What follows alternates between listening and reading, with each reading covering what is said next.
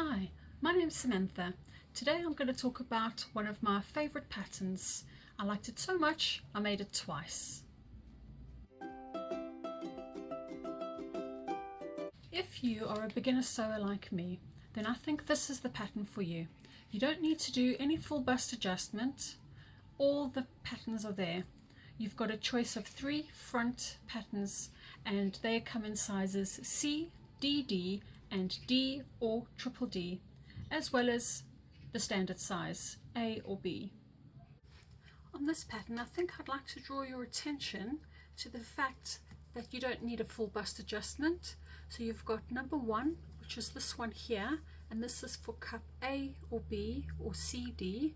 You've got number 2 over here, also a front, which is for C or DD cup. You've got 3 over here for D or triple D cup. So if it's something that you're not sure about, you really don't have to do a full bust adjustment for this pattern. Being a beginner sewer, I was very nervous about trying a collar to begin with, so the first version of the pattern I tried was the sleeveless, as you can see that I have on now. I'm so happy with the way the collar turned out and the buttons and the patch pockets, I decided to do it again. Only this time I thought I'd try it with sleeves and go the whole hog. I chose a lovely chambray fabric. I'll show you the actual shirt in a minute. I would definitely recommend chambray as a beginner fabric. So easy to work with, it doesn't slip and slide around, and if you have a serger you can finish those edges very nicely. One thing I will say about this pattern, I use iron-on interfacing for both patterns, but I think this pattern actually recommends sew-in interfacing. That's something I will try next time. I think the whole idea is that you avoid the bubbling that you might get if you iron the interfacing with steam when you're trying to bond it on. When you're sewing this shirt, take extra care to see what you need to do with the interfacing. I nearly forgot this step when I made my red shirt and it nearly ended in disaster. This pattern requires you to inset a sleeve, but if you haven't inset a sleeve before, it's a little bit daunting because they don't actually ask you to sew a basting stitch around the top of the sleeve or the head of the sleeve so that you can gather it. This shirt doesn't actually need this. If you pin everything in halves, so you pin matching up the notches and then you follow your way around to the big dot and the little dot and you stop there, and everything else you pin in halves, so you try and half the pleats between each pin and carry on doing this until you have quite a number of pins. Then they tell you to sew a stitch seam from 6mm from the edge, and then they recommend you to sew a second row of stitches. This serves 2 purposes. It strengthens the seam, but it also, the second time you sew your stitches across, it actually smooths out the gathers slightly and you actually end up with a better result. This is what I meant by the sleeves over here.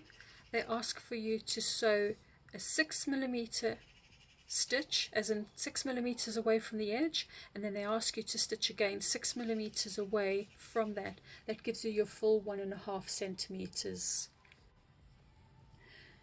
I used a serger to make sure that the sleeves wouldn't rip, because I made the beginner's mistake of actually making notches rather than leaving little diamond shapes for where I match my pattern.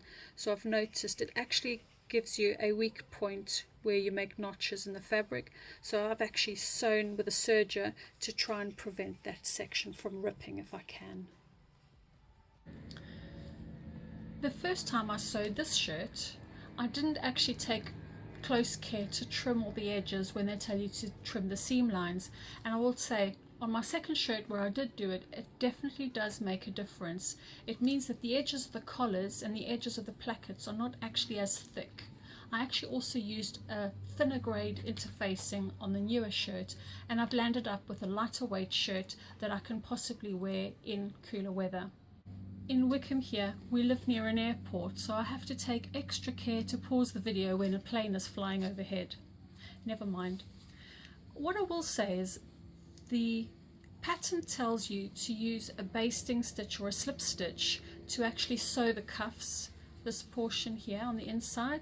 But what I actually did is I just pinned everything very well so that the seam edges matched, and I actually just sewed right over the top. I'll show you a picture with a closer, but I think you can see I landed up using the top stitch to actually join everything over once the seam had been sewn. Here is my sleeve. I'll put it on in a minute and I will show you how it turned out. As I said, this sleeve doesn't require you to do any gathering. It might seem a bit daunting at first, but it's actually easier. I think perhaps they didn't use the gathering because there's actually so little gathering that actually occurs when you're sewing this shirt. So here is the finished product. As you can see, the sleeves came out quite nicely. I'm very happy with them. Second time I've done a collar, very happy with that too. Third time I've done buttons, and the first time I've done cuffs. I'm really happy with that. I love this fabric. The only thing is it's a really hot day today. I've even got the loft windows open and I'm actually baking in this. I think this is probably going to be a shirt for cooler weather. I definitely recommend this pattern for a beginner sewer, especially if you've never done cuffs or you've never done collars before, because they can be quite daunting. The only thing that I will say is this pattern is not that clear when it comes to the instructions for the collar, and I will give you a couple of links in the description below that will show you exactly how to sew a collar. I haven't done any videos like that because I think there are a number of really good videos showing you the full instructions on how to sew a collar. So something I just wanted to show you, I think perhaps is the exact reason why this pattern actually calls for sewn-in interfacing, and I think this is the reason. My red shirt has already been worn a couple of times and has been washed. I don't know if you can see, but there's sort of like, I don't know if you would call it bubbling, but it looks like the interfacing is not really letting the fabric lay completely flat. And I think on my newer one it's possibly going to be less of a problem, only because I've used a lighter interfacing, but I think I will definitely try the sewn-in interfacing. In terms of the placket, the lighter interfacing is actually much easier to work with. I don't know if you can see on this shirt over here, the placket interfacing is much thicker and it's actually worked out to be a little bit more rigid.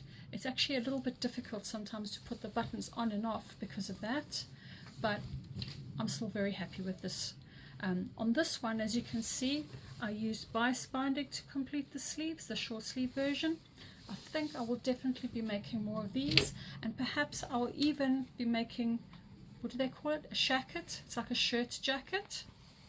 And I think this pattern really lends itself well to that. It's got plenty of ease, and I think it could be worn to the office or indeed casually. Something I just wanted to take a moment to show you is a new pair of scissors that I've bought. I had a pair of sewing scissors before which were starting to get a bit blunt, so I went and bought myself a nice pair of Fiskars. I actually bought them on Amazon and they are razor sharp. I definitely recommend you get a pair, but be careful, it's so easy to cut yourself with them. I'll put a link to them down in the description at the bottom. If you do sew this pattern, I suggest when you get to this stage over here, once you've sewn the shoulder seams and you're sewn the side seams, you need to actually check the fit of the garment, because the further you get through it, you're going to find you're going to actually have less of a chance to make any changes. Especially since the very next step over here is to do the hem, and it's really difficult to take a garment in if the hem is done after the side seams. If you can, definitely take care to finish the side seams before you hem it, because as you can see, it will be virtually impossible to make a tidy job of it if you did it the other way around. As you can see, I actually finished the two garments very differently. I didn't have a serger when I sewed this one, so I had a serger for this one, so I've used it here. I don't have cotton to match every single color garment that I'm going to make, but I think the white is actually fine considering the contrast color is white on this fabric. I am a new YouTube channel. If you like my channel, please share it on social media, show your friends and anyone else in your sewing circle. If you would like me to cover anything different, if you could let me know down in the comments below the description, I will try my best to cover anything that people drop in there. Thank you. Bye.